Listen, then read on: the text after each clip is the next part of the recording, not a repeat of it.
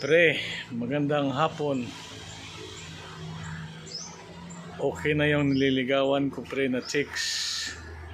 Lapit na ako sagutin. Ang hinahanap niya sa lalaki ay matapang daw, saka kaya siyang ipaglaban. Anong payo mo pre? Matapang, kayang ipaglaban. Okay yun pre?